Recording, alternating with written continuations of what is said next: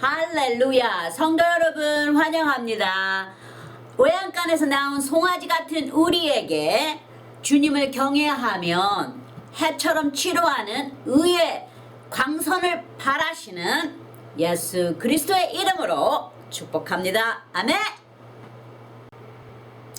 자, 그럼 먼저 기도하시겠습니다. 아버지 하나님 감사합니다. 독생자 예수님을 보내주셔서 샘물과 같은 보혈로 우리의 죄와 더러움을 씻기시며 백발이 되기까지 우리를 품으시고 우리의 산성이 되어주시며 주를 의뢰하는 모든 자에게 좋은 것을 아끼지 아니하시는 우리의 시작과 끝이요 태초의 상고가 되시는 예수 그리스도의 이름으로 기도드립니다. 아멘. 아멘. 오늘의 설교는 하늘의 씨와 밭과 흙입니다. 혹시 농부가 밭을 갈기 전에 무엇을 제일 먼저 하는지 아시나요? 시작은 밭에 나 있는 잡초를 다 뽑아낸다 합니다. 말하자면 땅을 먼저 깨끗하게 청소하는 것이죠. 한데 예수님은 밀과 잡초를 함께 크도록 그냥 두라고 말씀하셨어요. 이것은 마귀와 싸우는 것을 가르치시고 강한 자로 만드시며 죄를 다스리는 자로, 즉 주님이 쓰시는 큰 자로 만드시는 훈련이신 것이죠. 전장에 나가본 군인은 싸움을 하는 자로 훈련을 받듯이 말이죠. 나중에 추수할 때 제일 먼저 잡초를 다 잘라 불에 태우라 하시죠. 그리고 밀은 거두어서 주님의 창고에 넣어두라 하십니다. 할렐루야. 마태복음 13장 27절에 집주인의 종들이 와서 말하되 주여 밭에 좋은 씨를 심지 아니하였나이까? 그러면 가라지가 어디서 생겼나이까? 28절에 주인이 가로되 원수가 이렇게 하였구나. 종들이 말하되 그러면 우리가 가서 이것을 뽑기를 원하시나이까? 29절에 주인이 가로되 가만 두어라. 가라지를 뽑다가 곡식까지 뽑을까 염려하노라. 30절에 보시면 둘 다 추수 때까지 함께 자라게 두어라. 추수 때 내가 추수꾼들에게 말하기를 가라지는 먼저 거두어 불사르게 단으로 묶고 곡식은 모아 내 곳간에 넣으라 하리라. 그렇게 말씀을 하셨어요. 주님께서 이 곡식은 주님의 맨션에 주님의 곳간에 다 채우시지만 이 가라지는 먼저 다 걷어내서 이제 불에 살라 이제 그들이 가는 그들의 지옥으로 보낸다는 것입니다. 다 살라버린다는 것이요. 다 타버리게 해버린다는 것이요. 지옥은 불이잖아요. 타오르는 불입니다. 지옥은. 이렇듯이 우리 그리스도인들에게는 잡초와 같은 마귀들의 방해가 있습니다. 이 비유의 말씀을 예수님께서 제자들의 요청에 자세히 해석을 해주십니다. 마태복음 13장 37절에 대답하여 가라사대 좋은 씨를 뿌리는 이는 인자요 주님이시죠. 38절에 밭은 세상이요 좋은 씨는 천국의 아들이요 가라지는 악한 자의 아들들이요. 이거 세상의 좋은 씨는 천국의 우리입니다. 천국의 아들들입니다. 구원받은 자들입니다. 가라지는 악한 자 아들이요 마귀들이 다스리는 자들이에요. 이제 하나님을 거절하고 하나님을 멀리하는 자들이 악한 자들이라 이렇게 성경에는 말하고 있습니다. 39절에 가라지를 심은 원수는 마귀요 추수 때는 세상 끝이요 추수꾼은 천사들이니. 이제 천사들이 이제 다 심고 다 큰 거를 이제 걷어들인다는 것이에요. 그리고 이제 추수 때는 백부자의 심판이 임하시는 주님의 심판대라 이 말이죠. 세상 끝은. 주님께서 말씀의 씨를 뿌리듯이 마귀도 천국의 씨를 가로막도록 가라지를 뿌립니다. 이 천국의 씨가 잘 자라서 하나님의 나라를 풍성하게 또는 하나님의 밭의 소성을 거두지 못하도록 마귀가 온 힘을 다해 가라지를 뿌리고 그 앞길을 가로막고 하나님의 나라를 방해합니다.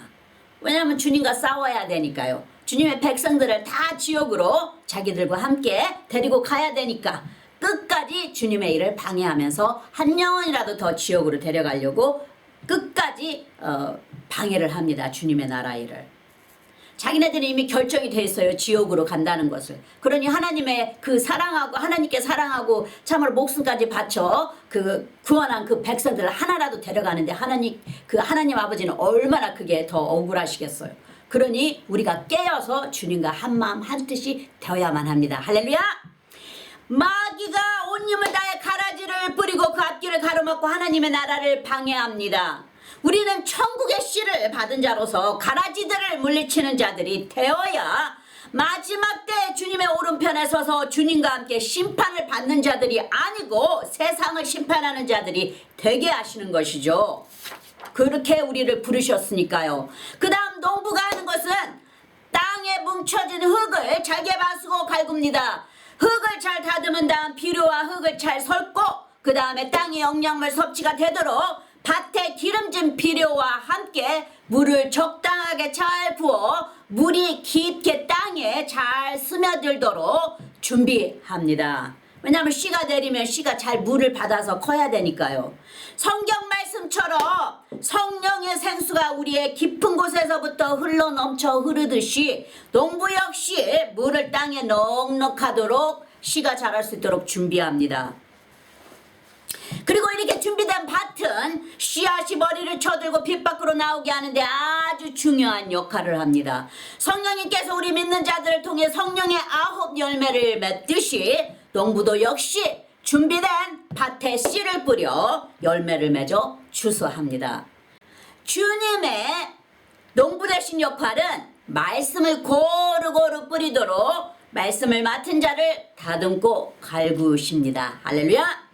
그리고 주님은 밭이 세상 밭이 아닌 말씀으로 갈구어져서 마음에 심겨진 옥토밭인 즉 심령의 밭을 준비하십니다. 할렐루야. 이사야서 66장 2절에 보시면 나 여호와가 말하노라 나의 손이 이 모든 것을 쥐어서 다 이루었느니라.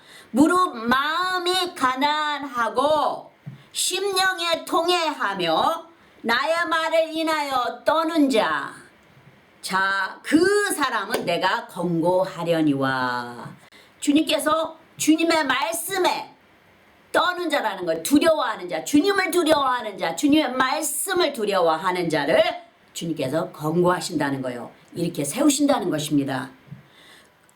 주님께서 이런 주님의 갈구어진 밭은 기쁠 때 같이 웃고 기뻐하며 슬플 때 같이 우는 자가 되어지도록 남을 불쌍히 여기는 자의 밭이 되게 만드십니다.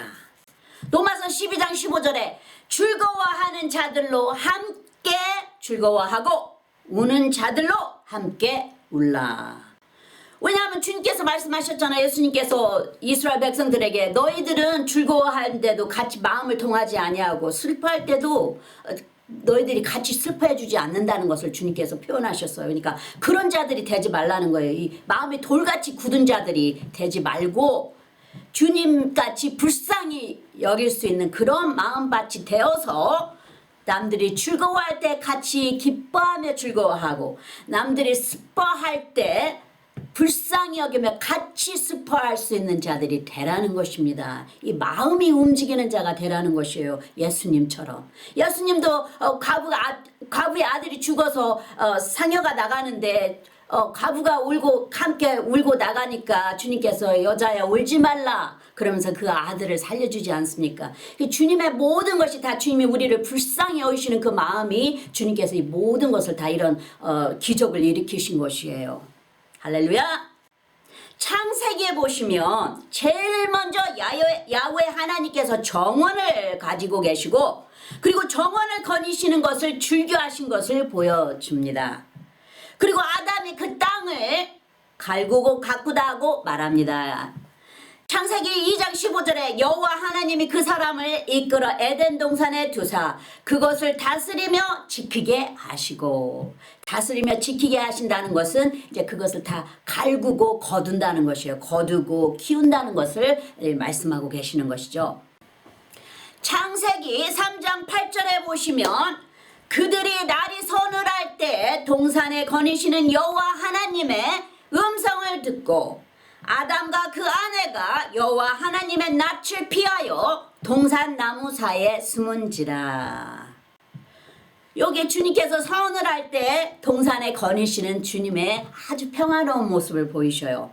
한데 이제 인간이 아담과 그 아내가 이제 이미 사과를 받아 먹었어요. 이제 그 마귀의 뱀에 현혹되어서 이제 사과를 받아 먹고 죄를 지었습니다. 이제 하나님께 하지 말라는 것을 했으니까 죄를 지은 거예요. 먹지 말라고 했어요. 네, 먹었어요. 그래서 죄를 지어서 하나님을 보면 빛을 보니까 거룩을 보니까 이 죄가 저절로 반사적으로 나무 뒤로 숨습니다. 이 아담과 그 아내가 여호와 하나님을 낯을 피하여 동산 나무 사이에 숨은지라. 그리고 자기가 발가벗은 것을 본 거예요. 이제 주님의 영광이 함께할 때는 우리가 이렇게 거룩한 의의 옷을 입은 것을 영적으로 체험합니다. 한데 주님이 우리에게서 떠나실 때는 우리가 이렇게 발가벗은 것처럼 그런 영적인 마음이 듭니다. 그래서 그런 것을 이제 주님께서 알게 하셔요. 근데 여기에 이제 아담과 그 아내가 이제 하나님 낯을 피하여 이제 피합니다. 나무 사이에 숨죠. 왜냐하면 빛이시라, 주님은 빛이시라, 이 거룩이 이 죄가 반사적으로 하나님에게서 멀어집니다. 빛으로 나타나지 아니하고 다 어둠에 가려진 것으로 피하게 됩니다. 이 죄는 그렇습니다. 우리가 죄가 있을 때 주님 앞에 얼굴을 가리고 숨깁니다. 왜냐하면 죄는 어둠이고 주님은 빛이니까요. 거룩이시니까요. 캄캄한 방에 등잔불을 우리가 한번 박혀보면은 온 방 안에, 깜깜한 방 안에 갑자기 그 모든 것이 빛으로 인해 다 드러나죠. 이런 것이 주님과 어둠의 차이가 있는 것입니다. 어둠의 죄는 빛의 말씀이 우리 마음밭에 많이 숨겨질수록 죄를 멀리하고 물리치고 빨리빨리 주님에게로 돌아오는 그런 마음밭이 되는 것이에요. 왜냐하면 말씀의 빛이 많이 거하게 되니까. 왜냐하면 등경의 빛은 더욱 밝아지니까요. 말씀이 들어갈수록 이 등경의 빛은 밝아져서 자꾸 위에서부터 이 빛이 나가 모든 사면으로 다 비춰지게 됩니다. 이 말씀이 우리 안에 거하실 때, 많이 거하실 때 더욱 많이 우리가 말씀을 저장할수록 이 말씀이 우리 안에서 살아서 우리를 통해서 역사하시는 빛의 말씀이 되시는 것입니다. 할렐루야. 성경에는 예수님께서 하나님은 농부시라 또는 정원사라 하고 비교하여 말합니다. 요한복음 15장 1절에 내가 참 포도나무요 내 아버지는 그 농부라.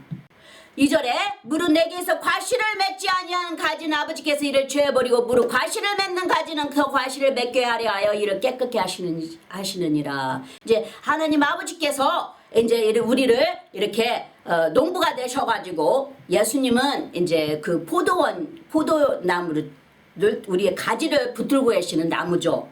근데 이제 아버지 하나님께서는 농부예요. 그 포도원을 다 다스리시는 농부이신데 이제 우리가 이렇게 썩은 것이나 우리 자체가 썩어 있거나 죄 묶여 있는 그런 것들을 다 잘라버린다는 거예요. 그래서 거룩한 주님의 모습으로 만들어버린다는 것이에요. 아버지께서 이걸 표현하고 있는 것이죠. 포도원을 이제 농부라 이렇게 표현을 하시면서 이제 우리 인간들이 하는 그런 것을 다 비유로 들어서 주님께서 쓰시는 것입니다. 우리에게 알아들으라고 하시는 것이죠. 이 비유는. 예수님은 우리를 붙들고 계시는 나무와 뿌리가 되시며 하나님 우리를 청결케 하시는 우리에게 붙은 더러운 것이나 열매를 못 뱉도록 썩어져가는 부분을 잘라내고 정결케 잘 다듬어진 포도가지가 되게 하신다 하십니다. 그래야 열매를 많이 맺으니까요. 우리가 오렌지를 많이 사다 놓고 보면은 오렌지가 한쪽이 썩은 것이 있는데 그게 그 옆에 닿은 아주 싱싱하고 아주 탐스러워 보이는 그 오렌지가 그 이 썩은 가지 조그만 그 썩은 거에 닿았을 때 이튿날 보면은 그것도 같이 썩어져서 새카맣게 물이 들어있어요. 그래서 그 자리는 다 갈라내야 되죠. 칼로 다 비워냈죠. 그러듯이 이 썩은 것은 아버지 하나님께서 우리의 영적인 그런 이것을 가르치고 있는 것입니다. 영적인 것을 가르치고 계시는 거예요, 아버지께서. 그래서 그 썩은 것을 잘라내면 이제 그 잘라진 것에 이제 하나님 아버지께서 채우시는 것이에요. 그것을 거룩한 것으로 이제 채우신다는 것이에요. 정결케 잘 다듬어 썩어진 포도가지가 되게 하신다 하십니다. 그래야 우리가 영적으로 말씀으로 이제 채워진 자가 되는 것이죠. 우리의 육적인 썩어진 것이 다 우리의 죄가 다 잘라져 버리면 주님의 말씀으로 다 쳐버리면 우리가 이제 주님의 말씀으로 이제 다 채워져서 이제 충만한 자가 된다는 것이죠. 할렐루야. 그래서 이제 예수님께서 씨를 뿌리는 밭과 흙의 종류와 그 상태를 우리로 들어 비교로 말씀하십니다. 고린도전서 3장 9절에 우리는 하나님의 동역자들이요 너희는 하나님의 밭이요 하나님의 집이니라. 그렇죠? 우리는 하나님의 동역자잖아요. 파트너들이잖아요. 우리는 하나님께서 우리가 아니면 일 안 하셔요. 왜냐하면 하나님께서 함께 하신다고, 파트너로 함께 일하신다고 하셨거든요. 너희들을 통하여, 내가 선택한 자들을 통하여 내가 함께하며 나의 모든 능력을 부어서 너희들과 함께하며 이 세상을 구원하리라 하셨잖아요. 주님께서. 그렇듯이 우리는 주님께서 말씀을 뿌리는 밭입니다. 그래서 그 밭을 잘 받아야 되게 그 밭이 잘 갈구어지도록 주님께서 이렇게 훈련하시는 것입니다. 그리고 우리는 하나님의 집이죠. 주님을 거느리는 성전이잖아요. 그러니까 우리는 주님께서 이렇게 우리를 깨끗하게 청결케 하지 않으시면 주님께서 우리와 함께 하지 못하십니다. 왜냐하면 우리의 더러운 죄로 인해, 더러움으로 인해 주님께서 거룩이 이 죄를 거절하고 반사적으로 쳐버리게 됩니다. 우리를 말씀의 씨를 받는 심는 밭이요 하나님이 거하시는 집으로 비유하시죠.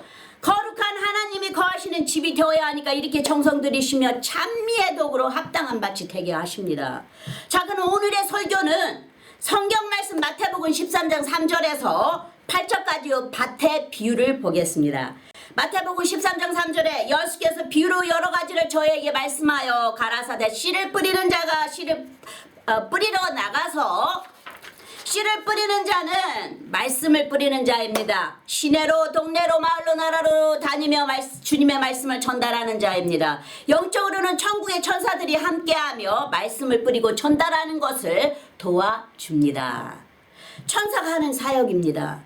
그리고 말씀을 가르치는 자는 물을 주는 자라고 하죠. 말하자면 교회에서나 성경을 가르치나 말씀을 잘 해석하여 성령의 생수가 채워지도록 양들에게 고루고루 다 이 말씀을 고루고루 잘게 다 갈아서 고운 가루로 갈아서 잘 먹여줄 수 있도록 주님께서 말씀으로 물을 주는 자라고 말씀하신 것이에요. 고린도전서 3장 6절에 나는 심었고 아볼로는 물을 주었으되 오직 하나님은 자라나게 하셨나니. 그리고 심은 씨는 자라나게 하는 것은 하나님이시라고 하시죠. 그렇죠. 우리는 다 그저 죽은 도구일 뿐입니다. 우리가 죽은 도구가 된다면 주님께서 아주 기뻐 들어 쓰시겠죠. 하지만 우리의 육이 살아있을 때는 주님께 들어 쓰지 못합니다. 한데 여기에 사도 바울은 심었다고 말하고 그리고 아볼로는 성경을 가르치는 자는 물을 주었다고 말합니다. 그리고 그 씨를 크게 하는 것은 하나님이시라고 여기에 보여주고 있습니다. 우리는 한 자의 키도 키울 수가 없다고 주님께서 분명히 말씀하셨어요. 마태복음 6장 27절에 너희 중에 누가 염려함으로 그 키를 한 자나 더할 수 있느냐 주님께서 말씀하셨어요. 우리는 아무것도 할 수가 없는 자입니다. 단지 우리 주님의 능력을 입어서 우리가 하는 것입니다. 고린도전서 3장 7절에 그런즉 심는 이나 물 주는 이는 아무것도 아니로되 오직 자라나게 하시는 하나님뿐이니라. 그렇죠? 하나님께서 일하시는 것이에요. 하나님께서 다 우리에게 능력으로 채워서 할 수 있게 만드시는 것입니다. 우리가 하는 거 아니죠. 우리는 그저 주님의 능력을 받기 위하여 주님께 우리의 모든 상태를 다 점검하고 깨끗게 하고 준비하고 기다리는 자죠. 주님께서 합당한 때, 주님께 적당한 때 이제 주님의 능력을 채워서 사용하시는 것입니다. 할렐루야. 말씀을 뿌리는 자나 물을 주는 자나 하나님의 명령을 준행하는 일꾼들이죠. 우리는 여호와의 백성이요 그래 그의 기르시는 양들이라고 했어요. 그가 만드신 자들이라고 했습니다. 한데 하나님께서 그 일꾼들과 함께 일하시며 그 심겨진 씨를 자라나게 키우십니다. 할렐루야. 하나님도 우리와 함께 일하시며 우리의 마음밭을 영의 밭으로 다듬으시기 위해 쉬지 않고 일하십니다. 다시 말하면 말씀의 씨가 뿌려져도 그 말씀이 다 땅밭에 심겨지지 않으면 키울 수가 없게 됩니다. 고린도전서 3장 8절에 심는 이와 물 주는 이가 일반이라 각각 자기의 일하는 대로 자기의 상을 받으리라. 그러니까 주님은 누구에게나 다 구원받은 자에게 주님의 말씀의 씨를 뿌리십니다. 한데 이제 그 각각 받는 그 밭의 형태가 상태가 틀린 거에 따라서 준비된 자의 상태가 따라서 주님의 상급이 있다는 것이죠. 그 각자 개인의 일한 만큼 상을 주신다 하시죠. 그리고 보면 주님은 공짜를 좋아하지 않으시는 것 같아요. 일한 만큼의 그 값을 충분히 채워주시는 긍휼하신 분이신 것을 알 수 있습니다. 자, 그럼 다음 구절을 보시면 말씀의 씨가 뿌려지는 땅밭의 상태를 보여주십니다. 마태복음 13장 4절에 뿌릴 새 벼르는 길가에 떨어지며 새들이 와서 먹어버렸고, 여기에 어떤 밭의 상태인지 또는 흙의 상태인지 예수님께서 말씀하고 계십니다. 여기에는 길가 밭인 것을 보여주는데요. 길가에는 사람들이 자주 지나가는 길이죠. 그리고 새나게 날 사람이나 쉽게 다 왕래하는 길이 되는 것입니다. 그 다음 구절은 마태복음 13장 5절, 덜어는 흙이 얕은 돌밭에 떨어지며 흙이 깊지 아니하므로 곧 싹이 나오나 6절에 해가 돋은 후에 타져서 뿌리가 없으므로 말랐고, 여기에서는 흙의 차이를 비유하십니다. 흙이 많고 적음의 차이를 보이십니다. 게다가 돌밭이네요. 돌이 많은 밭은 아무것도 심을 수가 없죠. 왜냐하면 뿌리를 내려야 하는데 단단한 돌이 가로막아 씨가 땅에 뿌리를 내리지 못합니다. 더 나아가 물이 스며들지 못하도록 흙이 메말라 버립니다. 싹이 나오나 뿌리가 없어 뜨거운 태양의 열에 타버리는 것이죠. 그 다음 구절을 보시면 마태복음 13장 7절에 덜어는 가시떨기 나무 위에 떨어짐에 가시가 자라서 기운을 막았고, 그 다음 밭의 종류는 가시가 많은 땅에 떨어졌다 하시네요. 그렇다면 가시덩굴에 찔리고 가로막힘으로 인해 제대로 뿌리나 열매를 맺지 못하는 경우가 되는 것이죠. 뿐만 아니라 태양의 열에 저절로 쉽게 불이 붙어 타오르는 가시덩굴입니다. 한데 하나님의 불은 꺼지는 불이 아니죠. 꺼져가는 불도 살아있게 하시는 하나님의 성품이시고 하나님의 거룩이시죠. 선하신 주님의 성품입니다. 아무것도 주님 앞에는 죽은 게 없어요. 상한 게 없습니다. 주님 앞에는 모든 것이 다 온전해요. 그리고 주님 앞에는 모든 것이 완전해집니다. 그리고 살아있게 되는 것이죠. 주님은 살아있는 생명체이시니까요. 모세 선지자를 가시나무 떨기로 불러내시기 위해 쉽게 타버리는 가시나무 떨기를 사용하신 것이죠, 주님께서. 그리고 모세 선지자는 꺼지지 않는 그 떨기나무가 신기하고 이상해서 가까이 다가가죠, 하나님 앞에. 이렇게 하나님은 우리 각 사람을 어떻게 해야 주님께 가까이 오는지, 어떻게 우리 각 사람의 마음밭을 가꾸셔야 하는지 우리의 창조주시오, 우리의 조물주가 되시는 하나님 아버지는 다 알고 계십니다. 할렐루야. 자, 그 다음 나중 구절을 보시면 마태복음 13장 8절에 덜어는 좋은 땅에 떨어지며 혹 100배 혹 60배 혹 30배 결실을 하였느니라. 여기서는 땅으로 비유를 들어 우리를 말씀하십니다. 그리고 그 좋은 땅은 그 땅의 가치를 따라 100배, 60배, 30배의 결실이 있다 하시죠. 이제는 우리를 땅의 밭과 흙의 비유로 말씀하셨으니 예수님의 해석을 보기로 할까요? 한데 예수님께서 누가복음의 비유와 마태복음의 비유를 약간 틀리게 해석하고 계십니다. 그래서 누가복음과 마태복음의 그 구조들을 같이 모아 대조하여 보겠습니다. 마태복음 13장 18절에 그런즉 씨 뿌리는 비유를 들으라. 19절에 아무나 천국 말씀을 듣고 깨닫지 못할 때는 악한 자가 와서 그 마음에 뿌리는 것을 빼앗나니 이는 곧 길가에 뿌리온 자요. 그렇죠? 여기 길가에 뿌리온 자라 말씀하고 있죠. 누가복음 8장 11절에는 이 비유는 이러하니라. 씨는 하나님의 말씀이요 12절에 길가에 있다는 것은 말씀을 들은 자니 말씀을 들었다 합니다. 이에 마귀가 와서 그들로 믿어 구원을 얻지 못하게 하려고 말씀을 그 마음에서 빼앗는 것이요. 그러니까 이제 마귀가 그 말씀을 들었으니 그 말씀이 받은 자를 이제 주님의 영광으로 채워서 주님께서 사용하시지 못하도록 이제 마귀가 그 말씀을 뺏어버립니다. 그래서 하나님을 알지 못하도록 하는 것이죠. 여기서 비추시는 말씀은 구원을 받지 못하도록 마귀가 그 말씀을 마음에서 채가버린다 하시죠. 여기 길가에 뿌리운 자는 다 악한 자가 와서 다 그것을 마음에 뿌린 것을 다 빼앗는다고 그러잖아요. 여기에서는 우리의 말씀의 씨를 우리가 말씀의 씨를 어디에 심기도록 하는지는 우리의 목힌 것이라 여기서 보십니다. 고린도후서 4장 4절에 그 중에 이 세상 신이 믿지 않은 자들의 마음을 혼미케 하여 그리스도의 영광의 복음의 광채를 비추지 못하게 하미니 그리스도는 하나님의 형상이니라. 그렇죠. 우리는 예수 그리스도께 속하였고 예수 그리스도는 하나님 아버지께 속하였습니다.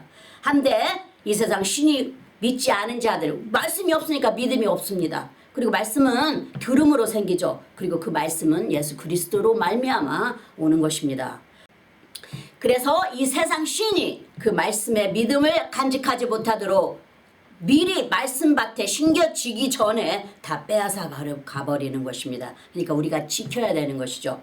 우리가 이제 우리가 우리 몸에 육에 주님의 거하실 수 있는 성전으로 지켜야 되는 것입니다.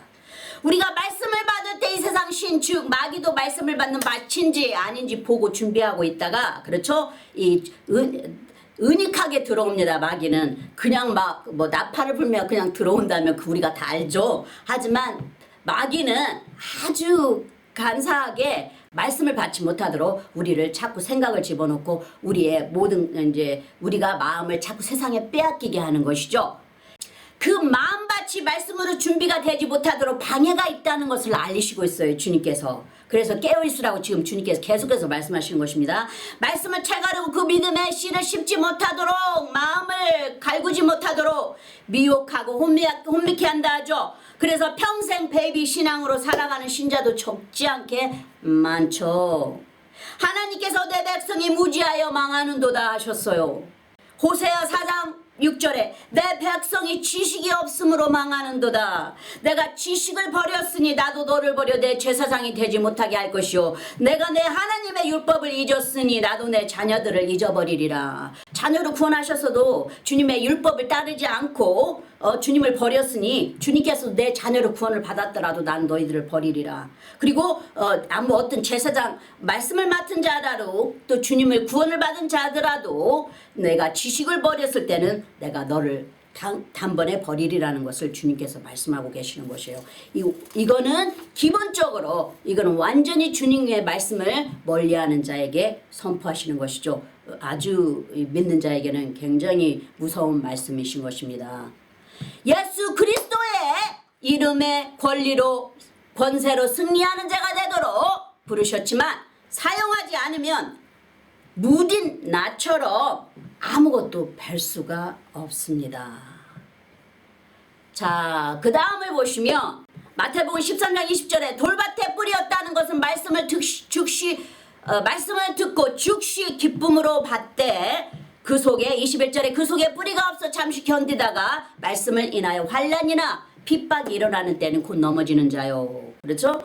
13절에 8장 13절에 누가복음 8장 13절에 이렇게 기록하고 있습니다. 바위에 있다는 것은 말씀을 들을 때 기쁨으로 받으나 뿌리가 없어 잠깐 믿다가 시험을 받을 때 배반하는 자요. 그러니까 준비를 하지 않고 그냥 주는 말씀만 계속해서 받는다는 것이에요. 그럼 준비가 되지 않은 밭은 주님께서 아무리 말씀을 뿌려도 그게 들어가지가 않는다는 거예요. 이 말씀밭에 심겨져야 되는데 그냥 돌밭 가지고 있는 상태에서 말씀을 받으니 그 말씀이 심겨지지가 않고 그저 잠깐 기쁘다가 그냥 사라진다는 것이에요. 예수님께서 광야에서 마귀의 시험을 받은 것처럼 우리도 시험을 받는 때가 옵니다. 다 우리는 시험을 받아요. 왜냐하면 주님께서 그렇게 가셨기 때문에 그 길을 우리가 그대로 따라가는 것입니다. 그래서 우리에게도 시험이 옵니다. 하나님께서 우리에게 이 시험을 받게 하실 때는 우리를 영적인 자녀로 키우시기 위해 주님께서 영적인 시험에 우리가 어떻게 대응하는지 보십니다. 만약 우리가 말씀으로 뿌리가 내려 진밭이라면 이 시험을 이길 수가 있죠. 하지만 말씀이 없으면 마귀에게 혼미케 되어 하나님의 말씀과 마귀가 주는 생각에 현혹됩니다. 그리고 어떤 게 옳고 그름인지 구별을 잘 못합니다. 이때 받은 환난이나 핍박에 눌려 힘들 때 말씀의 뿌리가 없으면 세상으로 나가 하나님을 등지게 되는데, 이것을 깨우치고 하나님께 돌아와 회개의 자세를 가질 때 하나님께서 고쳐 쓰시려고 다듬으시는 것이죠. 우리는 다 죄인이고 우리는 다 죄를 짓습니다. 하지만 주님께 옳은 자세를 보일 때, 겸손한 자세를 보일 때 주님께서 다듬으시는 것이에요. 우리의 죄를, 우리의 썩은 것을, 우리의 묵은 것들을 다 잘라버리고 자 주님께서 성령의 능력으로 완전한 자로 만드시는 것입니다. 예수 그리스도의 빛의 형상이 드러나기까지. 할렐루야.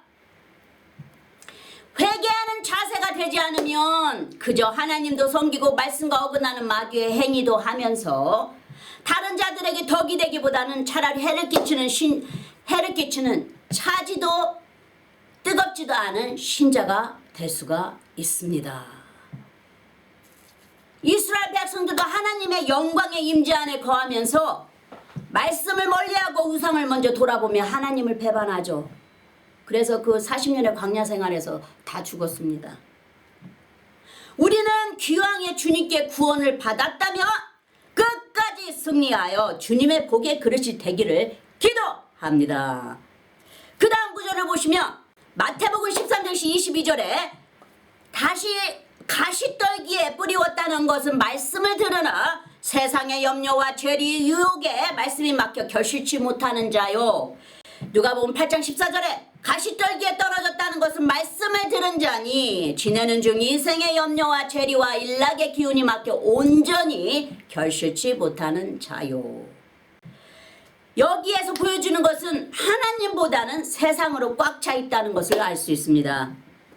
세상도 주님과 원수라 했어요.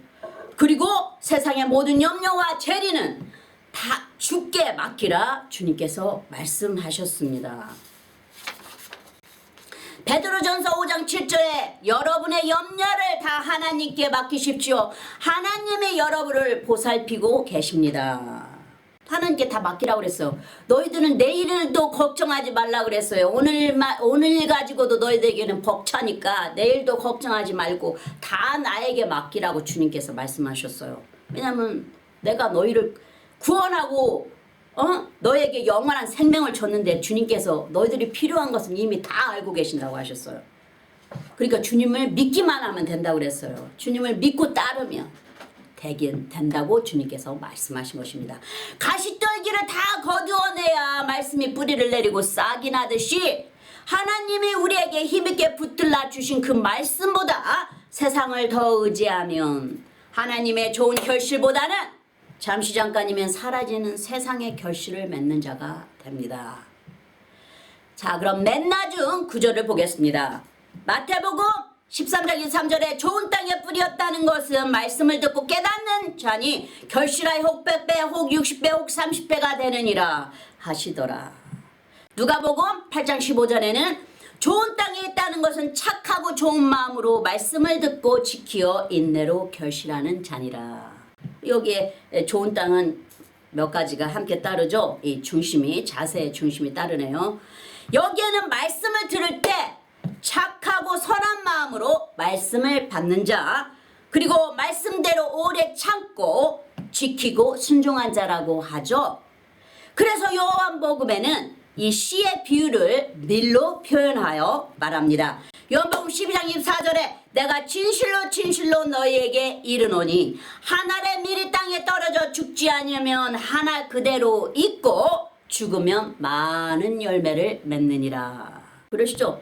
나의 육이 죽고 말씀이 내 육을 대신하여 살아야 된다는 것을 보여줍니다.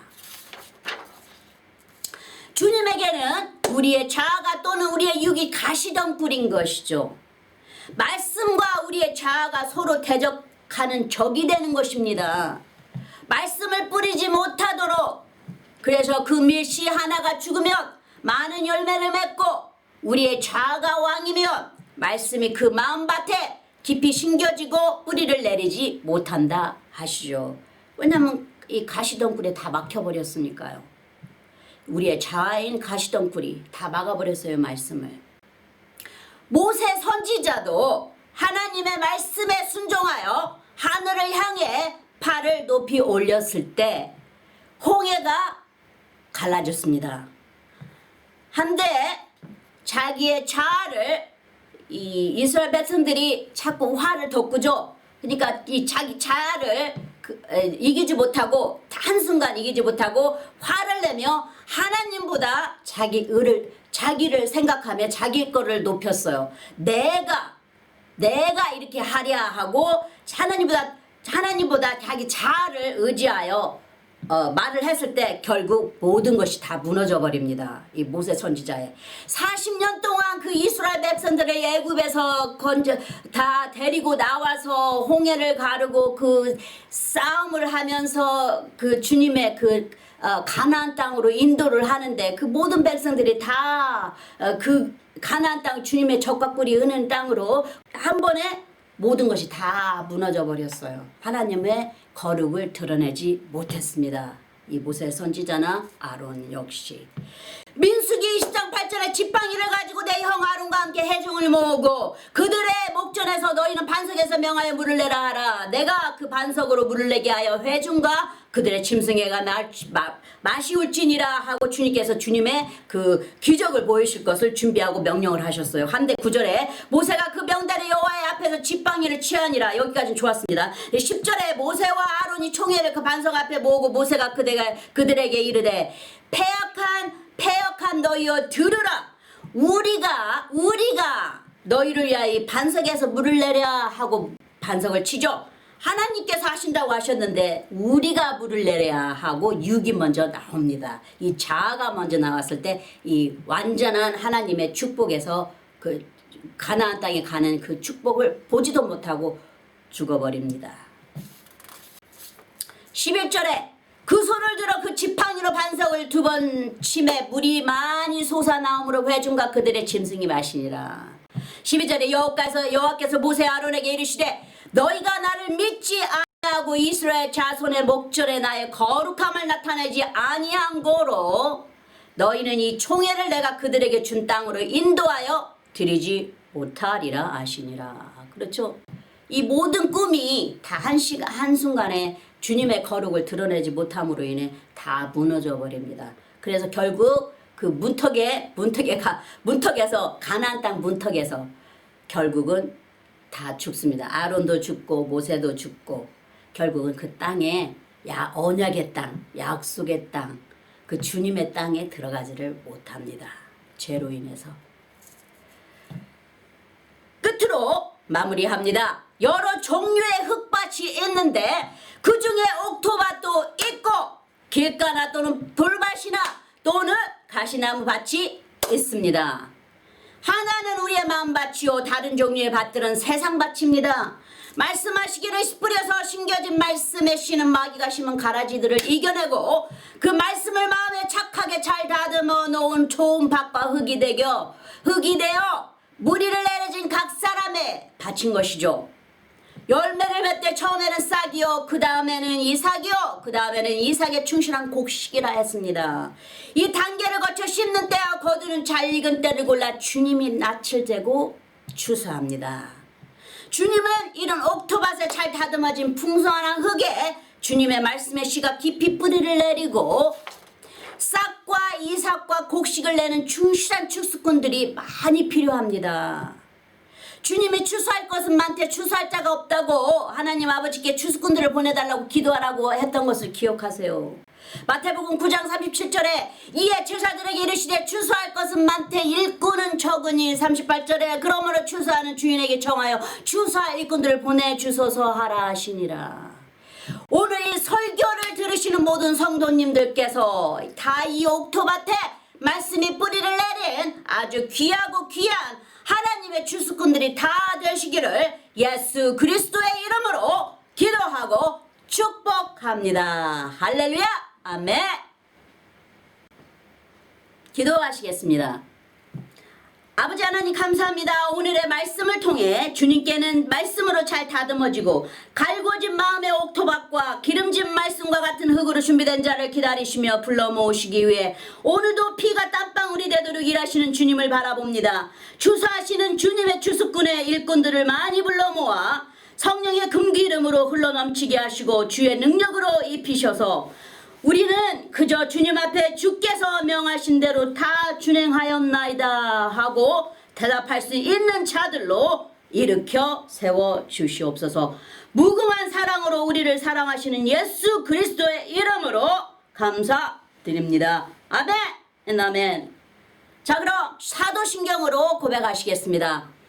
전능하사 천지를 만드신 하나님 아버지를 내가 믿사오며 그 외아들 우리 주 예수 그리스도를 믿사오니 이는 성령으로 잉태하사 동정녀 마리아에게 나시고 본디오 빌라도에게 고난을 받으사 십자가에 못 박혀 죽으시고 장사한 지 사흘 만에 죽은 자 가운데서 다시 살아나시며 하늘에 오르사 전능하신 하나님 우편에 앉아 계시다가 저리로서 산자와 죽은 자를 심판하러 오시리라. 성령을 믿사오며 거룩한 공예와 성도가 서로 교통하는 것과 죄를 사하여 주시는 것과 몸이 다시 사는 것과 영원히 사는 것을 믿사옵나이다. 아멘.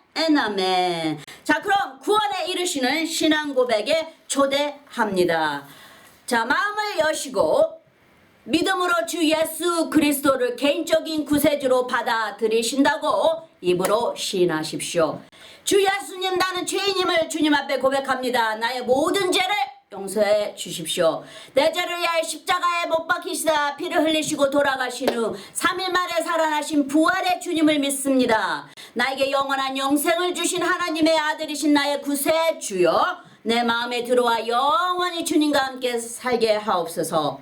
주님의 성령을 통해 나를 성화시켜 주시고 아버지 하나님께 인도하여 주심을 감사드립니다. 나는 삼위일체 하나님이신 아들 예수님과 아버지 하나님과 그리고 영원하신 성령님을 믿습니다. 지금 이 말을 고백하셨다면 성도님은 영원하신 하나님 예수 그리스도의 새로운 피조물입니다. 예전 것은 지나가고 새 사람이 되었습니다. 할렐루야. 환영합니다. 이제부터는 예수 그리스도를 통해 성도님은 하나님의 아들과 딸입니다. 축복합니다. 어린 양의 생명책에 기록되심을 기뻐하세요. 자, 그럼 아론의 축복으로, 제사장의 축복으로 축복하겠습니다. 여호와는 내게 복을 주시고 너를 지키시기를 원하며 여호와는 그 얼굴로 내게 비추사 은혜 베푸시기를 원하며 여호와는 그 얼굴을 내게로 향하여 드사 평강 주시기를 원하노라. 자, 마지막으로 축도하겠습니다. 이제는 우리 주 예수 그리스도의 그 크신 은혜와 아버지 하나님의 영원하신 사랑과 성령님의 매일 교통하심이 모든 성도님들 삶 속에 항상 함께 하실지니이다. 아멘. 아멘. 감사합니다. 아버지 감사합니다. 예수님 감사합니다. 성령님 사랑합니다. 아멘. 할렐루야.